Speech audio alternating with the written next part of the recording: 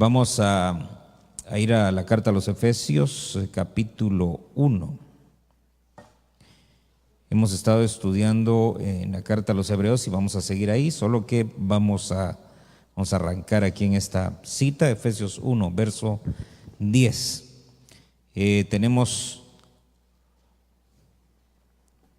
Ya terminamos prácticamente las actividades que teníamos para mitad de año.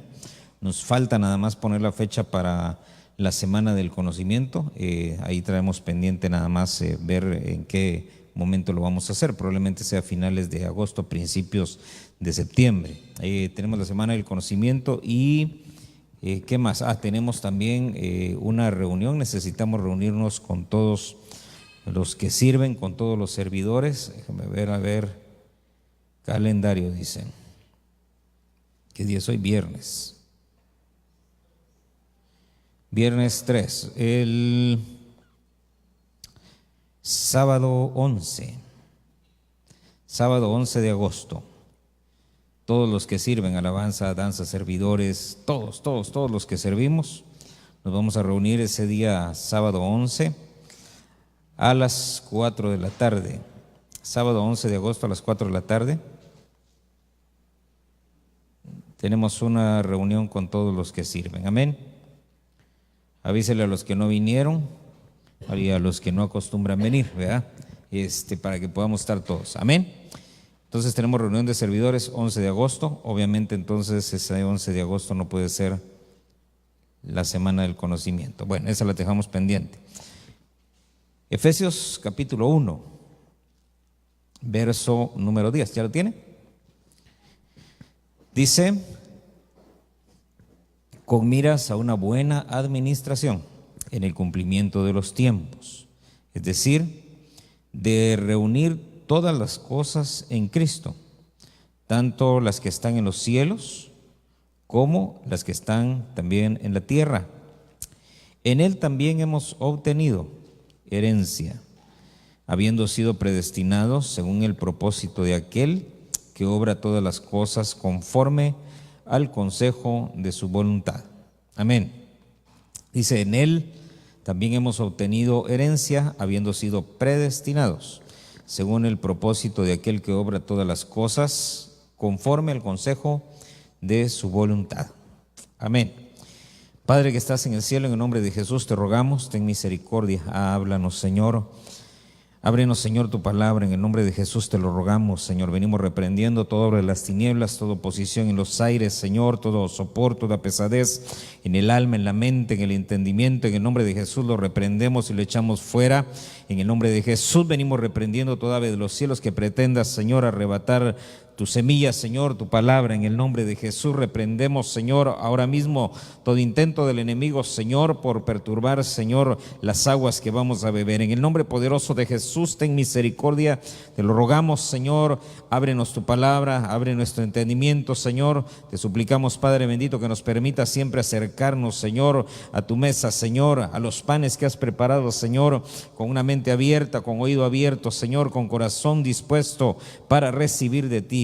Te rogamos, Señor, que hagas fluir, Señor, la unción de tus 5 ministerios, Señor, a través de tu Espíritu Santo, edificándonos, Señor, levantándonos, preparándonos, Señor, cada día para encontrarnos contigo. En el nombre poderoso de Jesús te lo pedimos todo. Te damos gracias, Señor, en el nombre de Jesús.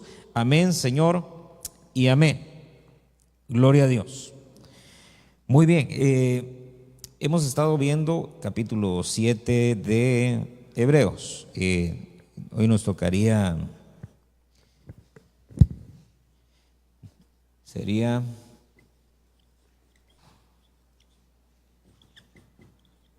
cuarta parte. No hemos salido todavía. Se recuerda que empezamos así como empieza ese capítulo, ¿verdad?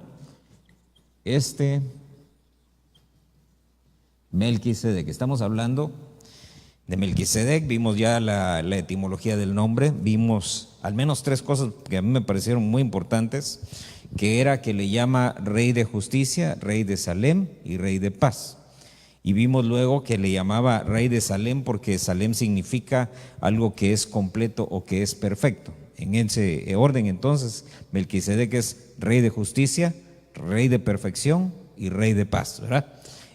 Luego empezamos a ver algunos otros aspectos acerca de Melquisedec, de los sacrificios que ahora en este nuevo pacto debemos de ofrecer. Vimos la relación que hay cuando se habla de la santidad del sacerdocio, de cómo de esa palabra sacerdote se derivan otras que tienen que ver con el templo, con el oficio o la calidad o el rango del ministerio de un sacerdote y con aquellas cosas que se hacen y que son propias de la profesión, ¿verdad?, del sacerdote. Muy bien, entonces dice acá en Efesios, dice, hablando acerca de la administración de los tiempos, del cumplimiento de los tiempos, y hablando, dice, del cumplimiento de los tiempos, fíjese que dice ahí que el propósito es reunir, ¿qué dice? En Cristo, ¿verdad? ¿O no? ¿Qué dice? Todo.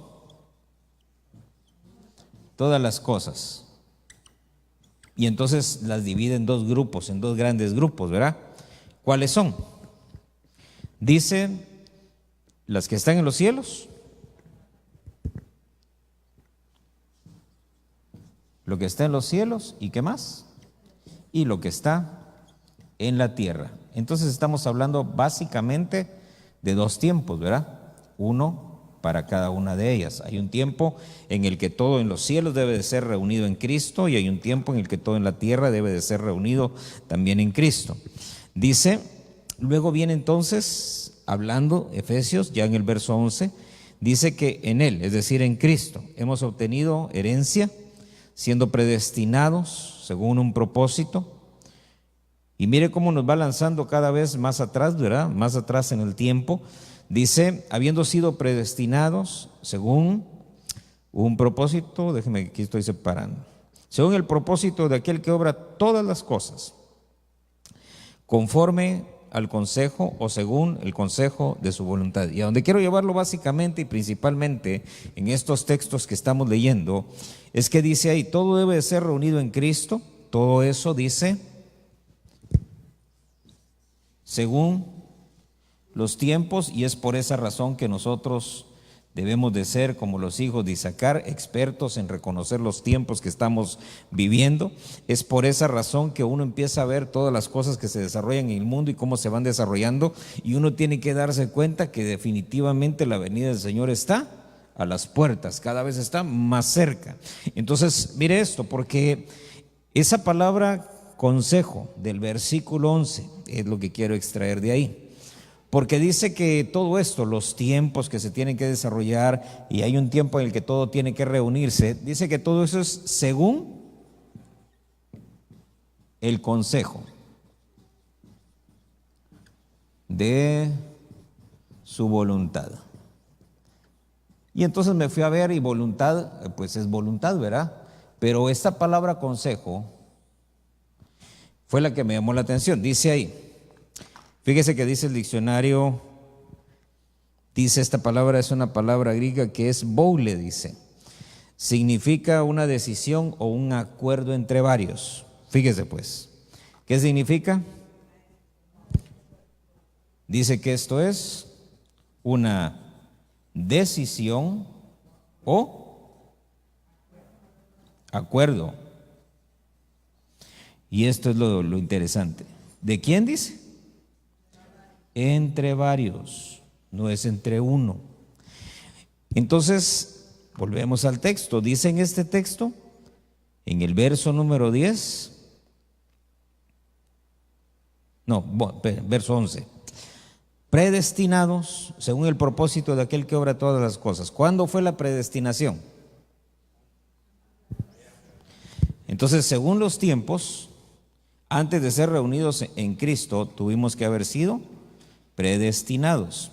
Y esto de ser predestinados fue antes de nacer, ¿verdad? Obviamente en la tierra, porque sí tuvimos un nacimiento allá arriba también. Entonces, predestinados antes de nacer, dice todo según el propósito del que obra todas las cosas. Y entonces ese acuerdo entre varios, y aquí es donde necesitamos ir contestando algunas preguntas. ¿Quiénes son? ¿Verdad? ¿Quiénes son esos varios que se pusieron de acuerdo? Tenemos ahí el Padre, el Hijo y el Espíritu Santo. Ese es el consejo de su voluntad. Es decir, esos son los varios que se ponen de acuerdo para ejecutar o para que se cumpla la voluntad del Señor. Ellos son los que definen cuál va a ser esa voluntad. Lo tremendo de esto es que, fíjese que entre las cosas que nosotros tenemos que hablar, hay al menos 6 cosas acerca de Melquisedec. 1, habla acerca de la perpetuidad, acerca de la grandeza, acerca del origen, acerca de la inmutabilidad, acerca de su oficio como Salvador eterno y acerca de su intercesión eterna también. Todas esas cosas están ahí en Hebreos capítulo 7 y todas ellas tenemos que verlas. ¿Por qué? Porque son parte de ese personaje de Melquisedec. Entonces, mire, vamos a Hebreos capítulo 7.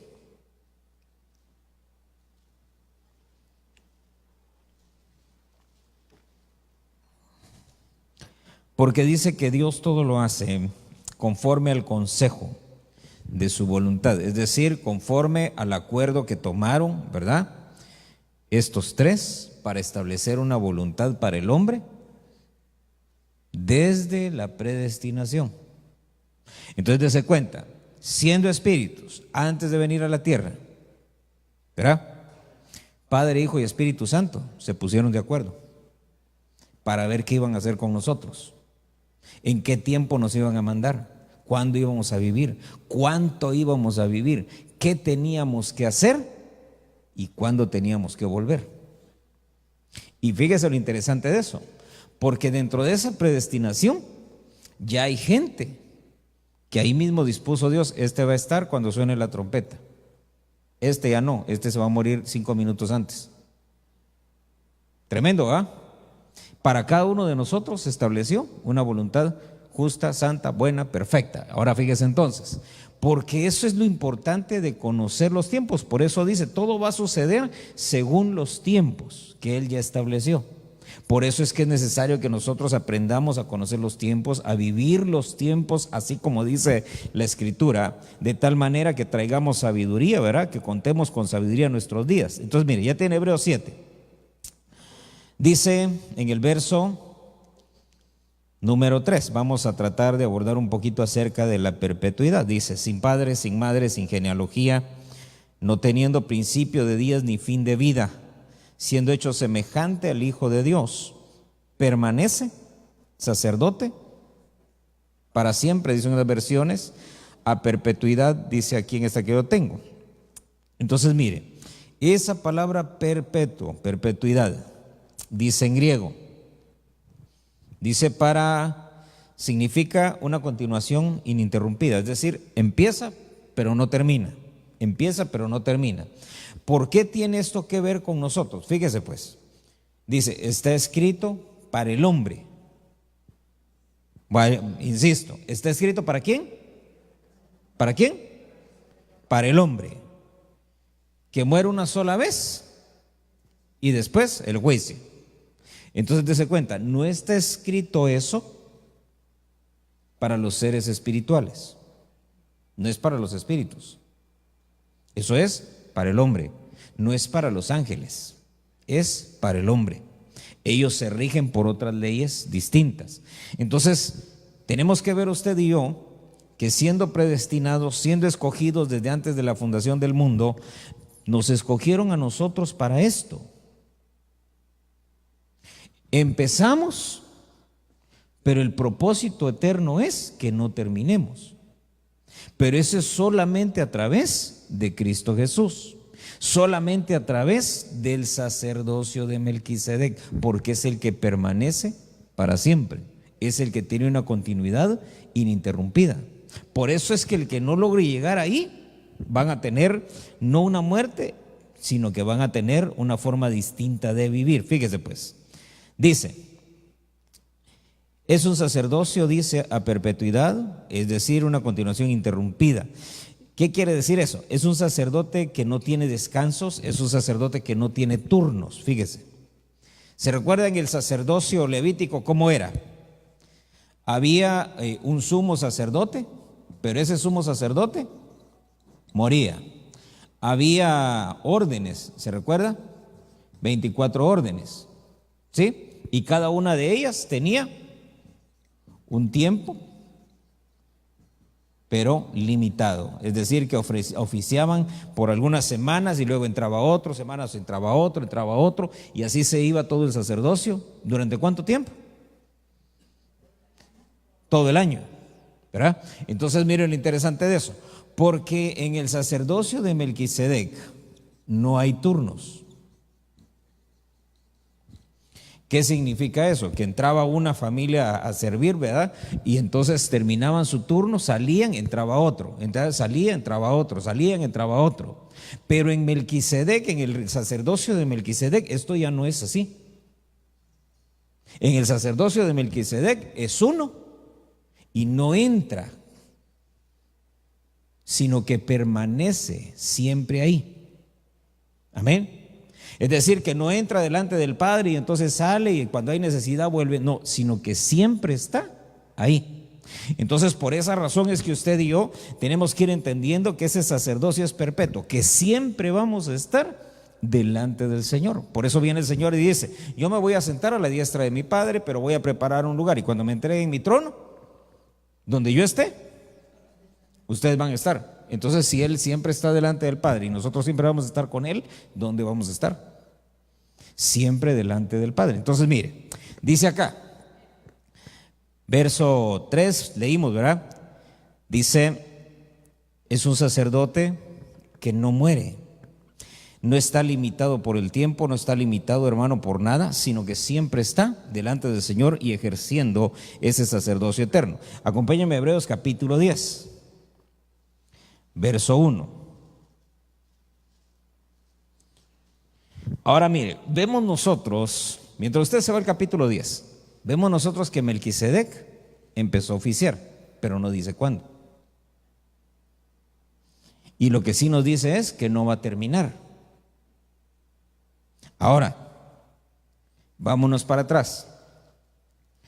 Si el consejo de su voluntad fue entre estos tres, pero Melquisedec dice que no tiene principio de días ni fin de días, no tiene genealogía, entonces ¿desde cuándo está?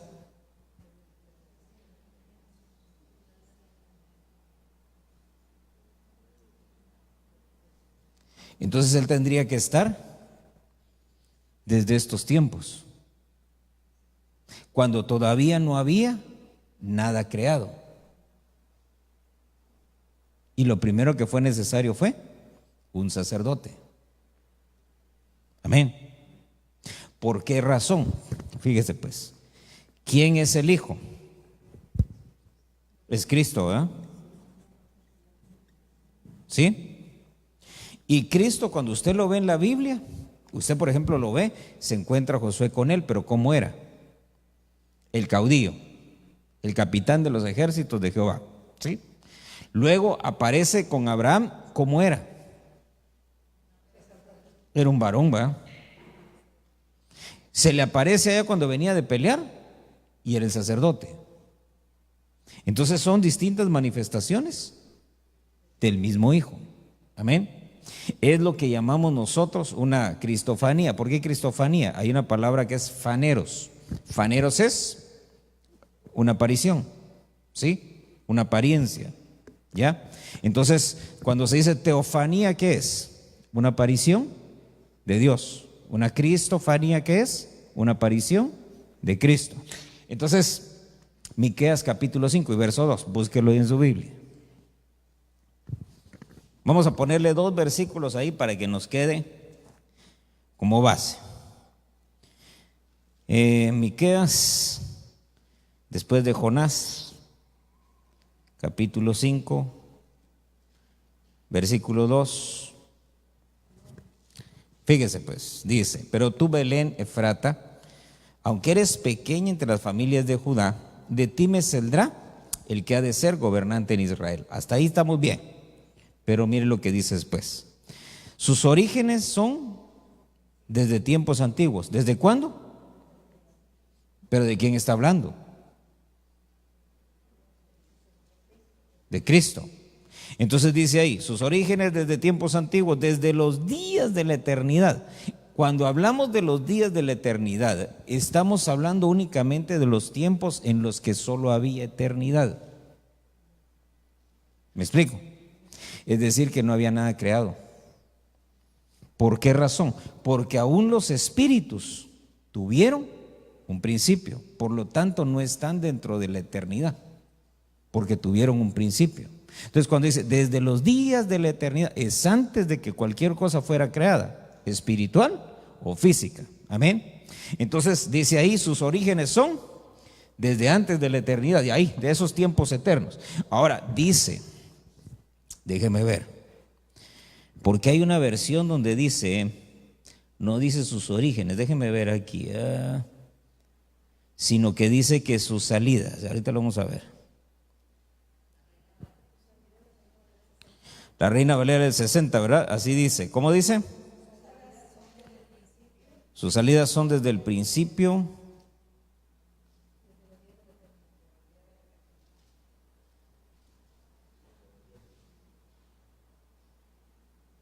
Ahí está. Todas las versiones de la Reina Valera, fíjese, hasta la de 1862 y todavía la anterior, dice: de Judá, de ti me saldrá el que será Señor en Israel. Sus salidas son desde el principio, desde los días de la eternidad. Entonces, ¿por qué razón dice salidas? No dice su salida, no, dice sus salidas. Y está hablando del que iba a nacer en Belén. ¿Sí? Este que va a nacer en Belén, dice, no es la primera vez que sale ¿a dónde? A la tierra. Sino que dice, ya ha salido desde antes. Pero el asunto es que nunca vino como el Cristo, nunca vino como un Salvador. Una vez vino como el caudillo de los ejércitos, otra vez vino como Melquisedec. Sus salidas son desde el principio, en diferentes manifestaciones.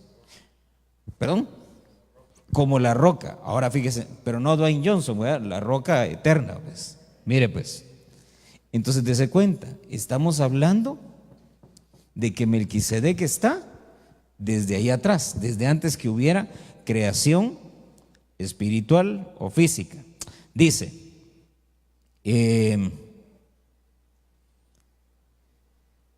capítulo 10 le dije, ¿verdad? De Hebreos. Bueno, le iba a dar otro texto, pero solo se lo menciono. Viene el Señor y dice, hablando con sus discípulos, creo que estaba, y dice, otra vez vuelvo a dejar este mundo. ¿Cómo que otra vez?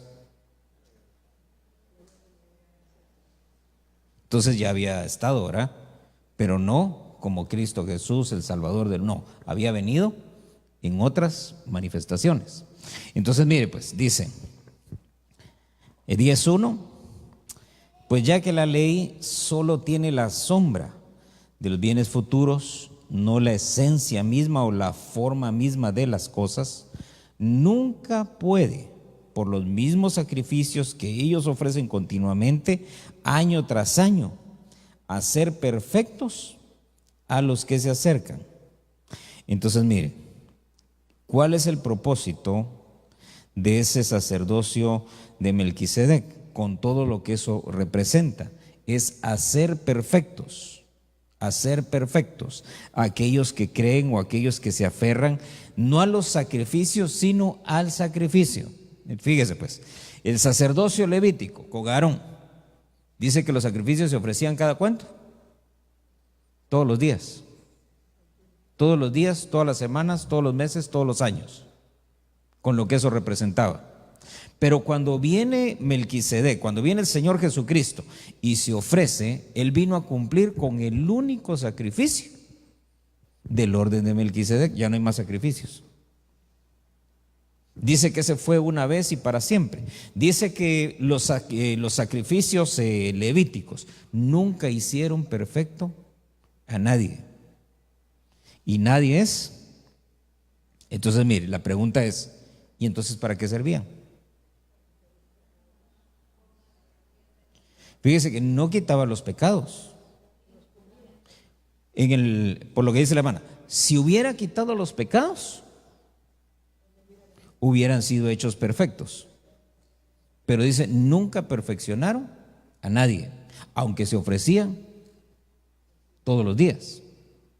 Entonces, ¿para qué servían?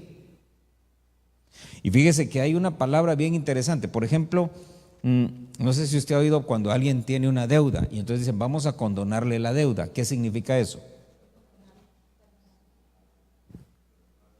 Es perdonar la deuda, ¿verdad? Y nosotros entendemos como quien dice, ya estuvo, ¿verdad? Ya no debe nada. No. Condonar es que ya no se la van a cobrar. Pero el día de mañana, si usted quiere un crédito, lo primero que van a ver es que ya una vez pidió y no pagó. Entonces no se la perdonaron, no se la borraron, solamente se la dejaron de cobrar. ¿Sí? Entonces, contablemente, cuando hay una deuda, ¿verdad? Algo que ya no se puede cobrar, lo mandan ahí a una partida que se llama cuentas incobrables. Y ahí va para siempre, ¿no? Ahí se queda. Pero el día de mañana quiebra la empresa, algo sucede. ¿Qué fue lo que pasó? Acumuló demasiados incobrables, ¿verdad? Entonces, condonar es eso. ¿Qué hacían entonces los sacrificios? Condonaban nada más el pecado. Pero si usted iba a cuentas incobrables, ahí estaban todos, ¿verdad? Por eso era necesario que viniera el Señor Jesucristo con el sacrificio perfecto. ¿Por qué razón? Porque ese sacrificio perfecto no condonaba, borraba. En otras palabras, desaparecía la partida, vaya. Usted iba a cuentas incobrables, ya no aparece ahí. Se va a cuentas por cobrar, ya no aparece ahí. Y va a ver, a buscar en qué momento no dicen, no, es que nunca se le dio crédito. Lo desaparecieron. Amén. Entonces, esa es la función del sacrificio de Cristo. Por eso dice que por los mismos sacrificios que ellos ofrecen continuamente año tras año, nunca pudieron, dice, hacer perfectos aquellos que se acercaban a esos sacrificios. ¿Por qué? Porque eso solo tenía una sombra. Era una sombra, no era la esencia. La sombra era que ya no te iban a cobrar. La esencia era que ya no iba a existir dato ni registro alguno.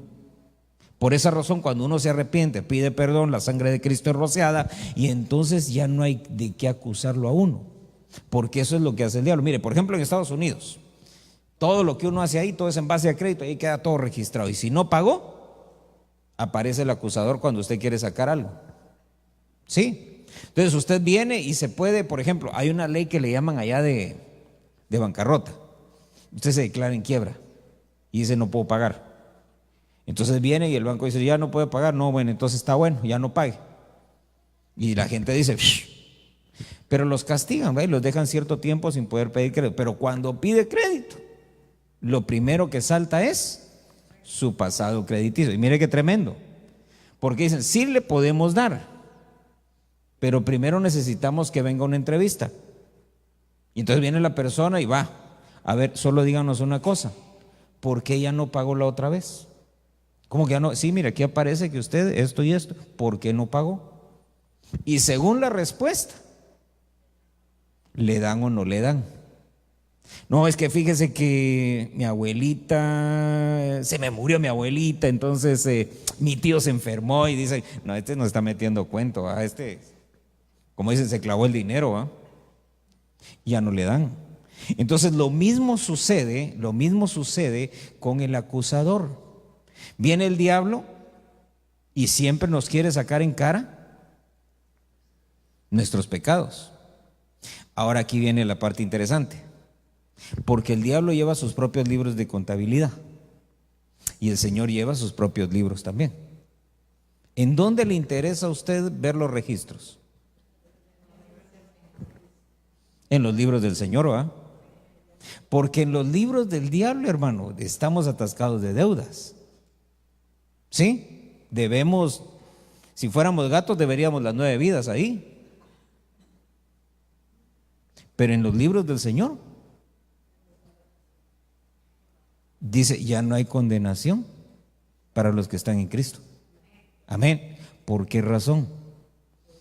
Todo lo borraron, todo lo borraron. Y cada vez que uno se arrepiente, se acerca a la mesa del Señor y todo, borrón, borrón, borrón, borrón, ¿verdad? Y el diablo dice, no, pero Señor, no me dejas nada, mire, yo aquí los libros los tengo llenos y en puros rojos, ¿verdad? Y dice el Señor, sí, pero en los míos, siempre y cuando se arrepienta, borrón. Y algunos dicen, es que ustedes qué fácil, sí, borrón y cuenta. Pues es que así es, ¿verdad?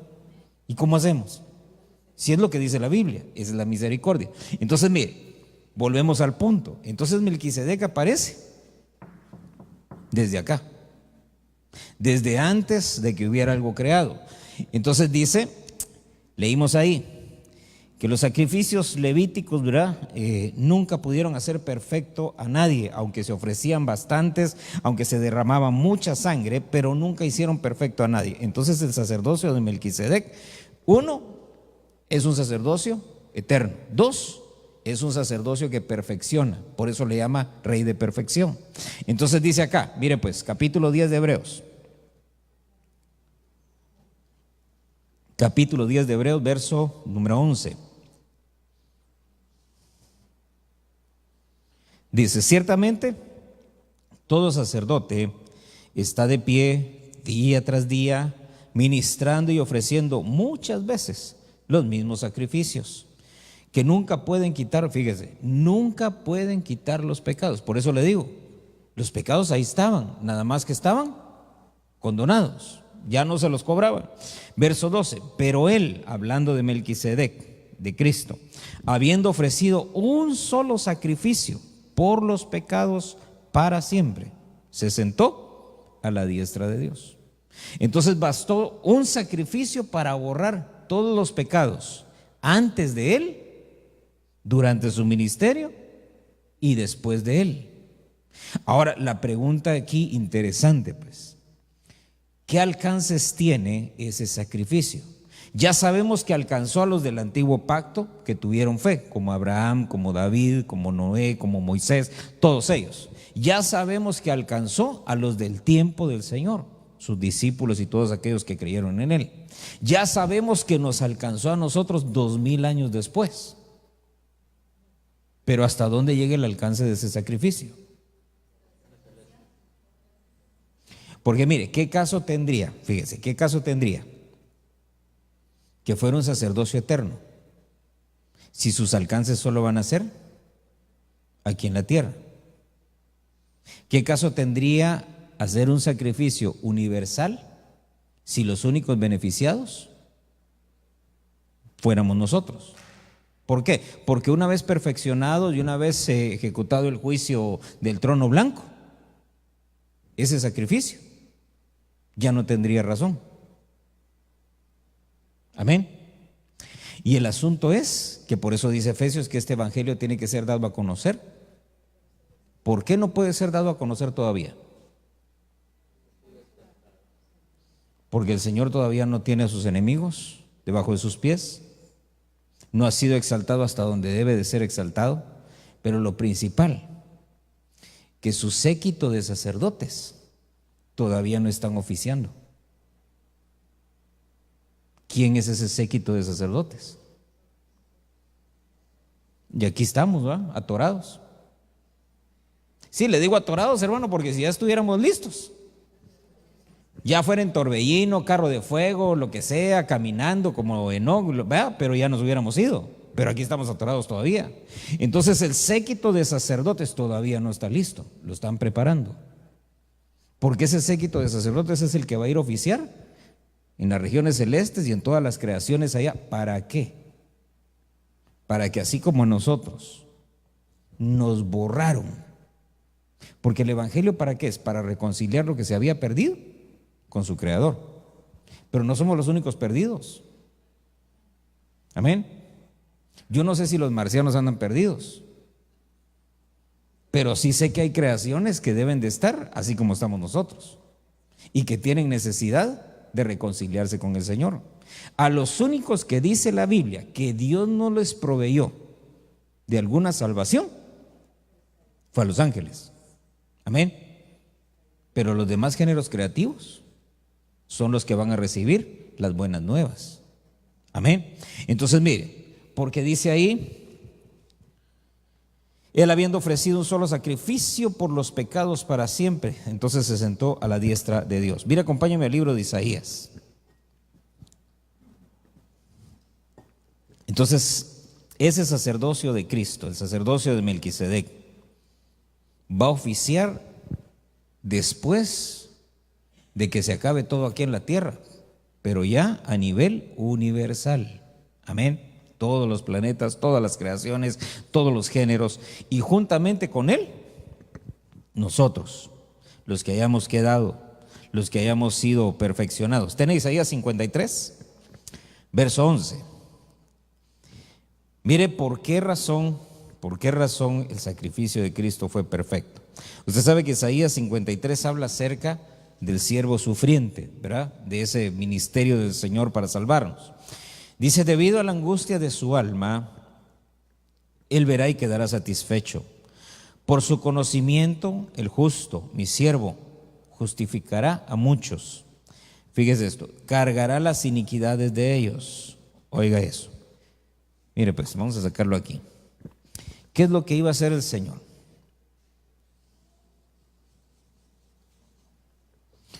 Dice, primero,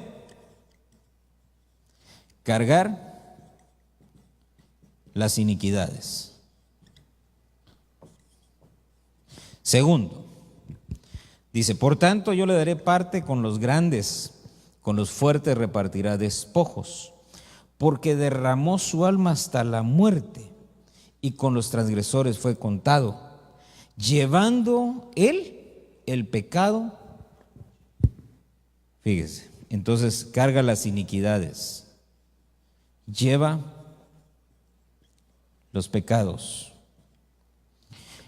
Voy a hacer una anotación, porque esto es importante. ¿Por qué no dice llevando el pecado de todos? Sino que dice llevando el pecado de muchos.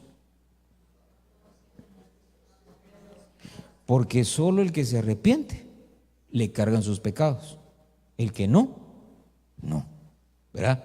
Entonces dése cuenta, dice muchos son llamados. ¿Por qué no dice que todos son llamados? Esto para que nos quede claro por qué razón los que allá afuera dicen que todos somos hijos de Dios, que todos vamos al cielo. No, porque la Biblia no es absoluta en eso. La Biblia lo que dice es muchos, muchos. Muchos, no dice que todos. Por esa razón es que el único medio es a través de Cristo. Y el tercer factor, mire pues, dice, llevando él el pecado de muchos e intercediendo, ¿por quién? Por los transgresores.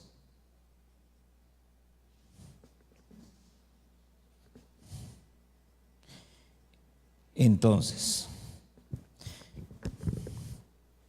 ¿se recuerda qué es lo que afecta la iniquidad? Porque esas tres cosas muchos las ven como lo mismo, no es lo mismo. La iniquidad, el espíritu, ¿verdad? Para que no nos confundamos, vamos a ponerlo con minúscula, ahí está. El pecado y la transgresión, el cuerpo. Por eso el sacrificio de Cristo fue completo, porque los sacrificios levíticos se ocupaban nada más de lo del cuerpo, no se ocupaban de los otros dos.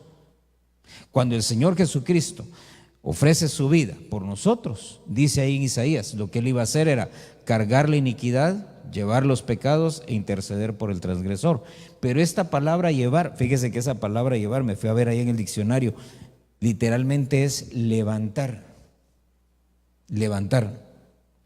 Y se recuerda que dice, la profecía decía que Él tenía que ser levantado en la cruz. Por esa razón, fíjese que no es llevar, sino levantar. Él va a levantar los pecados. ¿Por qué? Como la serpiente de bronce dice, fue levantada en el desierto. Así también Él tenía que ser levantado. ¿Para qué? Para que alcanzáramos perdón. Entonces, dése cuenta carga nuestras iniquidades, lleva los pecados, intercede por el transgresor, y ese es el sacrificio perfecto. ¿Por qué razón? Porque no se ocupaba solamente de lo que se hacía con el cuerpo, sino que es un sacrificio que se ocupaba de lo que se hacía con el alma y aún de las afecciones del espíritu. Amén. ¿Por qué? Porque dice la Biblia que aún nuestro espíritu debe de ser purificado.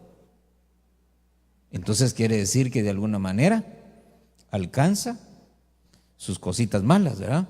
Aunque el espíritu siempre está dispuesto, pero hay cosas que lo alcanzan. Sabemos que la iniquidad es la práctica reiterativa de un pecado y la falta de arrepentimiento. Amén. Entonces dése cuenta, eso es lo que llamamos un indolente. Alguien que ya cuando peca ya no le duele, ya no le lastima, ya no le hace. Alguien en algún momento hizo una analogía. Entonces él decía, el pecado, decía, el redarguir es como una piedrita, dice, triangular, que está a la par del corazón. Entonces cada vez que uno falla, cada vez que uno transgrede o peca, dice, esa piedrita empieza a dar vueltas y empieza a golpear el corazón, dice. Y entonces uno se siente mal. Pero el problema, dice, es que cuando una persona se hace indolente, es decir, que su corazón se endurece, esa piedrita que su función es redarguir, dice que en el frote con otra piedra, una piedra con otra, ¿qué hacen? Se alisan, ¿verdad? Entonces dice, esos picos que antes, se empiezan a limar, hasta que llega un punto en el que ese triangulito ya no es triangulito, sino que es, entonces en lugar de provocarle dolor, le provoca risa.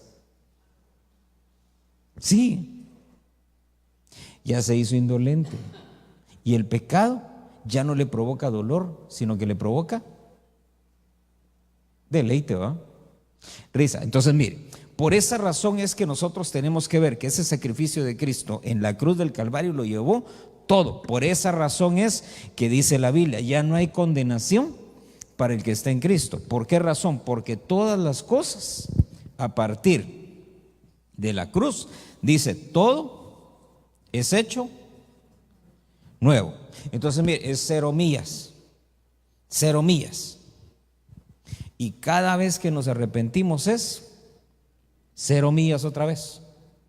Ahora, mire esto. Hebreos 10, verso 14.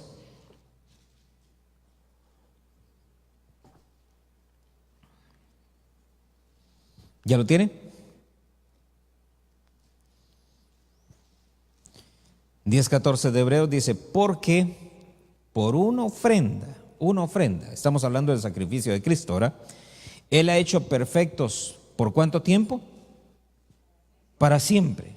Pero fíjese, otra vez, no a todos, tampoco a muchos. Ya el círculo se hizo más chiquito. ¿A quiénes? A los que son santificados.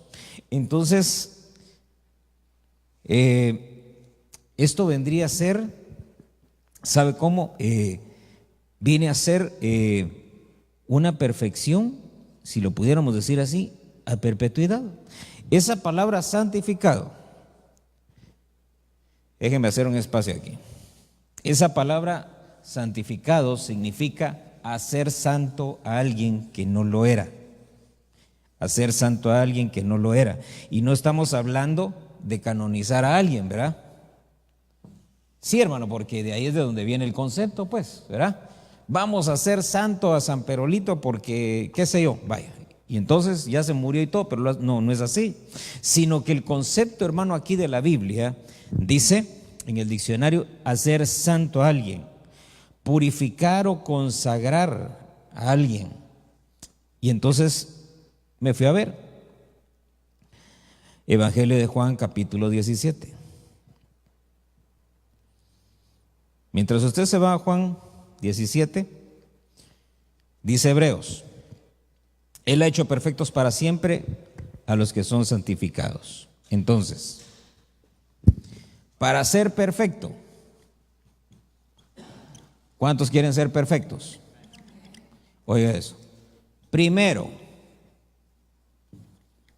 Primero, ¿qué es?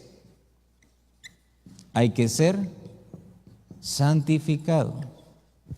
Entonces, mire, pues, porque aquí es donde viene el asunto, porque vienen algunos y dicen, sí, santificado, porque dice la Biblia, santificados por la fe. Entonces, todo lo que necesitamos es fe y ya estamos santificados. Sí y no. Sí, porque se requiere fe en todo el evangelio. Todo el evangelio es por fe y para fe. Pero mire quiénes son los que son santificados. Dice Juan 17, verso 19: por ellos yo me santifico. Está hablando el Señor Jesús. Por ellos yo me santifico, para que ellos también sean santificados. ¿Qué? ¿En dónde? Vaya. Entonces fíjese.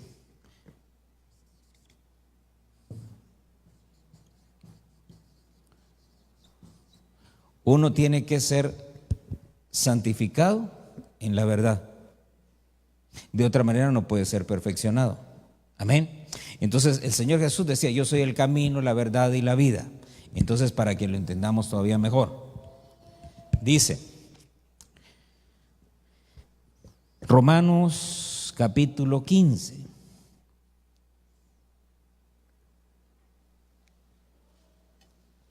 verso 16. Quiero que vea esto, porque leímos en Juan 17, yo me santifico, dice, para que ellos sean santificados. Dese cuenta, Él se santificó a sí mismo. Nosotros no tenemos esa capacidad. Amén. Por eso Él dice, santifícalos, Señor, ¿qué? En la verdad. Sumérgelos, en otras palabras, ¿verdad? Pásalos a través de la verdad. Dice entonces, Romanos, ¿qué le dije? 15, ¿verdad? Verso 16. Para ser ministro de Cristo Jesús a los gentiles, ministrando a manera de sacerdote el evangelio de Dios. Quiere decir que estamos hablando entonces de ese sacerdocio de Melquisedec, a fin de que la ofrenda que hago de los gentiles sea aceptable. Oiga eso, santificada, ¿por quién? Por el Espíritu Santo. Entonces, mire, ¿quién más santifica?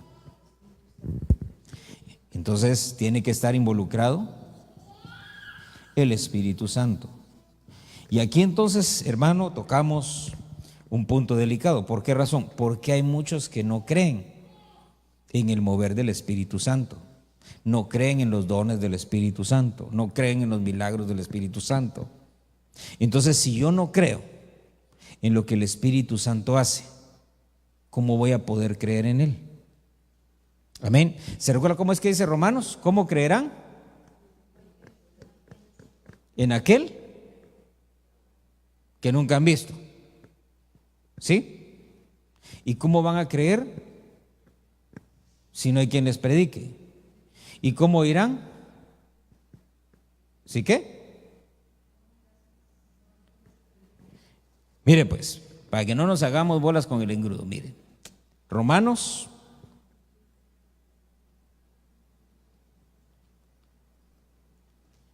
capítulo, ¿qué es? 10:14.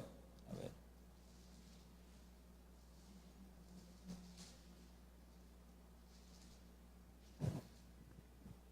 Es que tengo con razón. Dice, mire pues desde el 13, todo aquel que invoque el nombre del Señor será salvo. Pero invocar no solo es mencionar.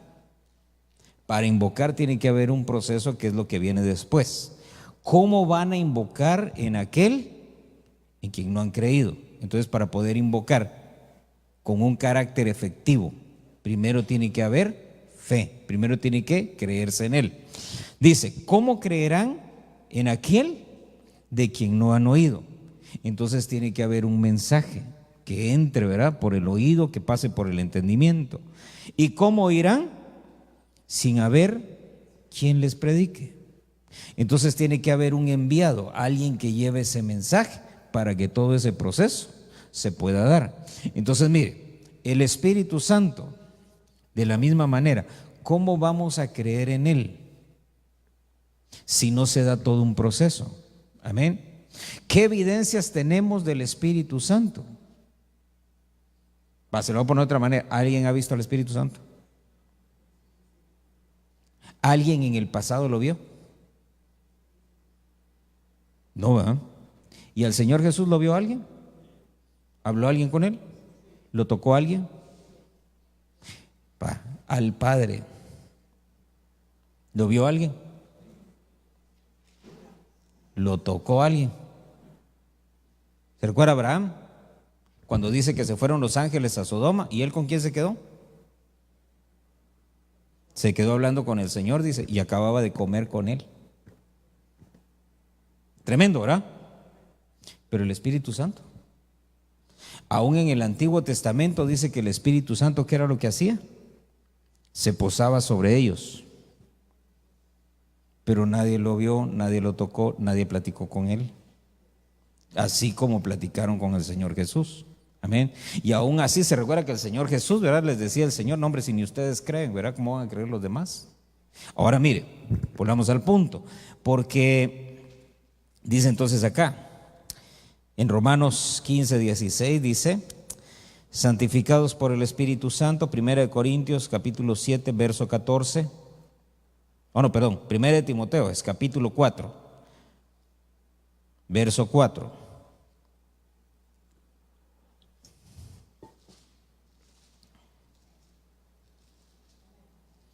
Dice, porque todo lo creado por Dios es bueno. Nada se debe rechazar si se recibe con acción de gracias.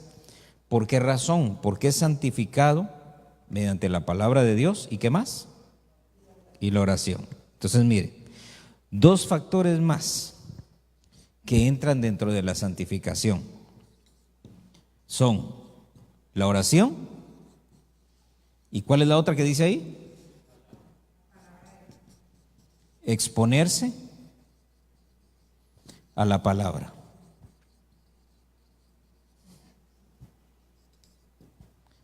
Mire, uno más. Dice segunda carta de Timoteo, capítulo 2, verso 21.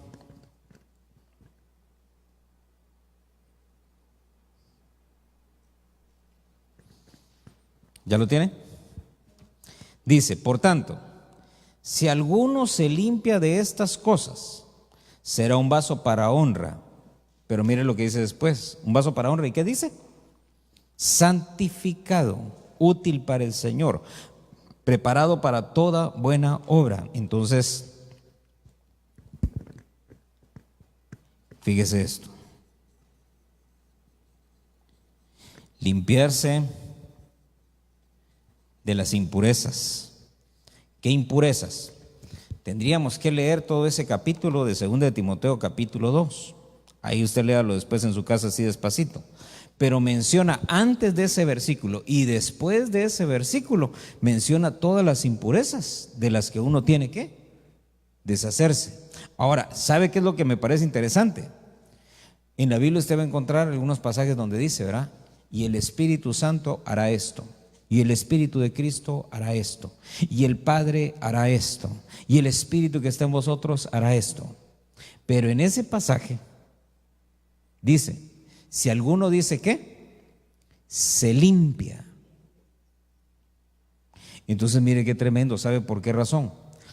Porque aunque el que hace todas las cosas en nosotros es el Señor, también dice la Biblia que Él pone el querer como el hacer. Entonces hay cosas que Él hace en nosotros y hay otras en las que Él pone la disposición y las fuerzas, pero depende de nuestra voluntad. Y esas son las que aparecen en 2 de Timoteo. Por eso dice, si alguno se limpia de estas cosas, será un vaso de honra, santificado, es decir, que alcanzará esa condición de santo. Mire esto, Hebreos capítulo 2, verso 11.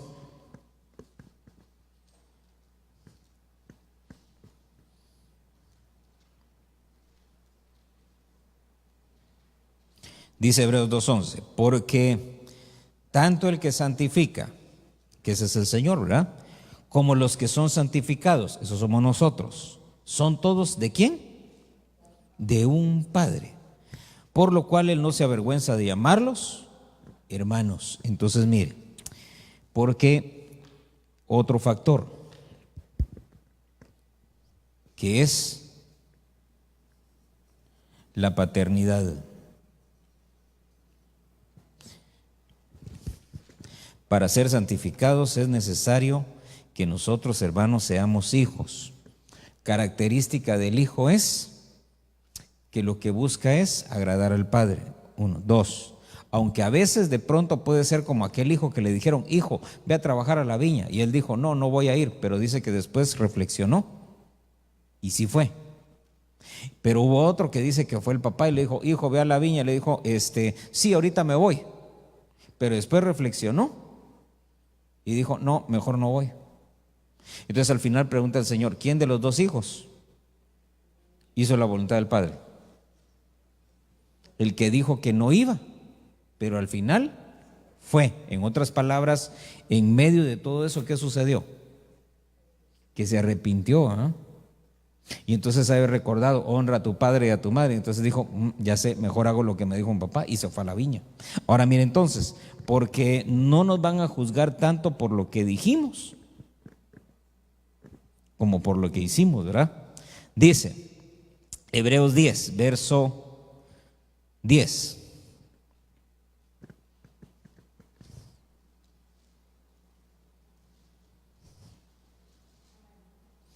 Dice,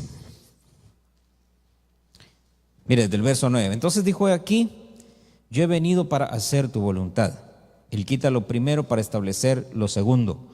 Por esta voluntad, ¿qué voluntad está hablando? La voluntad de Dios, ¿verdad? Porque dice: he aquí yo he venido para hacer tu voluntad. Está hablando el Hijo acerca de la voluntad del Padre. Entonces dice el verso 10: por esta voluntad, dice, del Padre, hemos sido santificados mediante la ofrenda del cuerpo de Jesucristo, ofrecida de una vez y para siempre. Entonces mire, la voluntad de Dios es que seamos santificados. ¿Qué nos santifica? Dice ahí la ofrenda, ¿verdad? ¿La ofrenda de quién?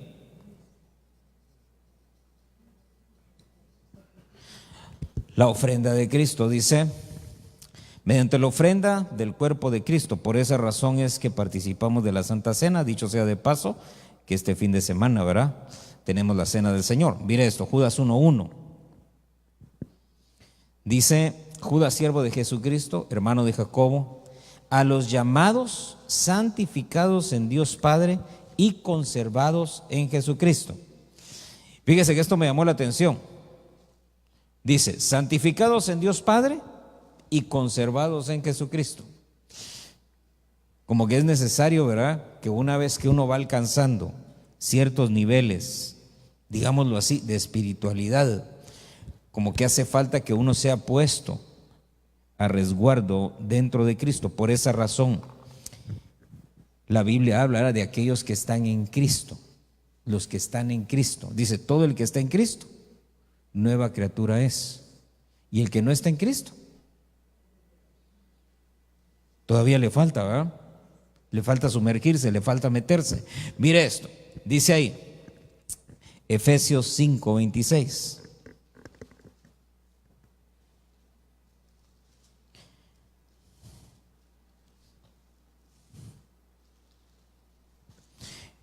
Entonces este número 8 sería estar en Cristo o vivir en Cristo, tal vez sería lo más apropiado. Dice Efesios 5:26, dice: para santificarla, está hablando de la iglesia, habiéndola purificado por el lavamiento del agua con la palabra. Entonces, ¿cómo llega la santificación? A través, se lo voy a poner así, dice ahí de la palabra, pero fíjese que lo que me llamó la atención es esto, de los distintos lavamientos que hay en la Escritura. Por esa razón es que habla allá en Hebreos capítulo 6, cuando dice: dejando las enseñanzas elementales de Cristo, avancemos hacia la madurez, ya no echando otra vez, dice, el cimiento, ¿verdad?, de las viejas cosas. Y entre las cosas menciona, dice, acerca de la doctrina, no del bautismo, sino de los bautismos. o como ponen otras traducciones, de los lavamientos, porque son distintos. Entonces, por ejemplo, hay un lavamiento que llega a través de la sangre de Cristo, hay otro lavamiento que llega a través del bautismo en agua, hay otro lavamiento que llega a través del bautismo en el Espíritu Santo, hay otro lavamiento que llega a través de las buenas obras. Entonces hay distintos lavamientos, y por eso los lavamientos nos van a llevar a esa santificación. Dice ahí, 1 de Tesalonicenses 5, verso 23.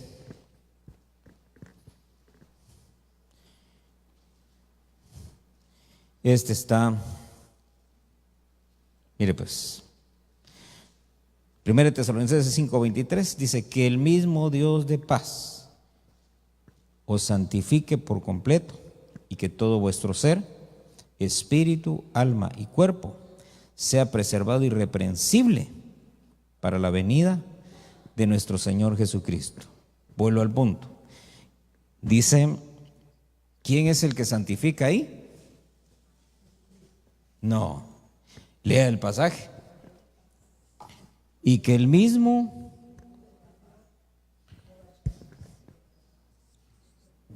entonces nos santifica el Dios de paz. Seguid la paz o buscad la paz con todos. Y luego, ¿qué dice? Y la santidad, sin la cual nadie verá al Señor. Entonces, mire, si es cierto, ese pasaje dice que busquemos la paz con todos, ¿verdad? Y la santidad, porque sin santidad nadie verá al Señor. Pero es decir, que para ver al Señor solo se necesita la santidad. Entonces alguien dirá, ¿verdad? Bueno, entonces no importa si estoy o no estoy en paz. No, ¿cómo no? Dice que el que santifica es el Dios de paz. ¿Por qué razón? Usted no puede acercarse al Dios de paz si no está en paz. Amén. Y estar en paz, hermano, no es fácil, porque se requiere humildad. Se requiere, hermano, negarse a sí mismo. Se requiere, hermano, que uno pueda sobrellevar las debilidades y a veces los abusos de otros para poder estar en paz. Y el más maduro es el que va a poder sobrellevar esas cosas. Y el más inmaduro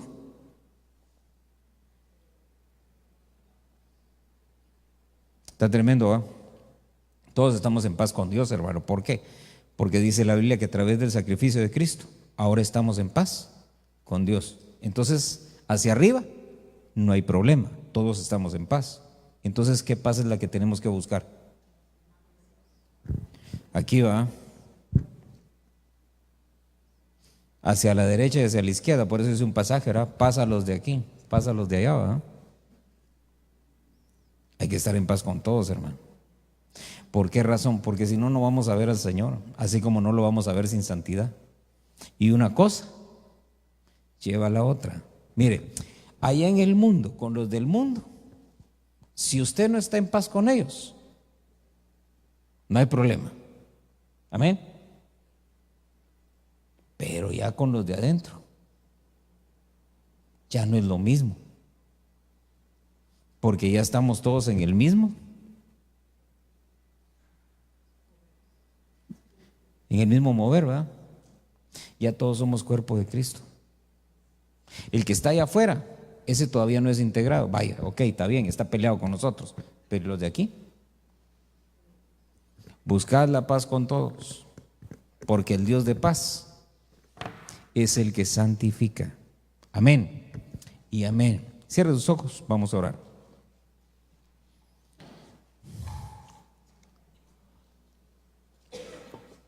Padre, en el nombre de Jesús te damos gracias, Señor. Gracias en esta hora por tu misericordia, por tu bondad, porque eres bueno, no nos dejas, Señor. Te rogamos en esta hora que tengas misericordia, Señor, y que nos perfecciones, Señor. Llévanos por ese camino de santidad. Sabemos que sin santidad nadie podrá, Señor, acercarse, nadie podrá contemplar, Señor, tu majestad. Queremos nosotros acercarnos, Señor, a tu presencia de una manera digna no queremos ser desechados, sino por el contrario, Señor, queremos ser invitados, Señor, cuando nos acerquemos a ti. Queremos ser invitados a participar, Señor, de tu grandeza, Señor. Invitados a participar, Señor, de tu fiesta. Invitados a participar, Señor, de tu naturaleza. En el nombre poderoso de Jesús, obra en nosotros, llevándonos, Señor, por ese camino de santidad, por ese camino de santificación, a través de la oración, a través de tu palabra, a través de tu Espíritu Santo, a través de tu verdad, a través del sacrificio de Cristo, a través, Señor, de presentarnos delante del Padre, presentarnos, Señor, para ser auxiliados, a través de estar en paz, Señor, con todos. Llévanos, Señor, por ese camino de santificación, de tal manera que podamos ser preservados, irreprensibles y estar vivos, Señor, para el día, Señor, en el que tú vengas por tu iglesia. En el nombre de Jesús te lo pedimos todos, Señor, y te damos gracias en esta hora, en el nombre poderoso de Cristo Jesús.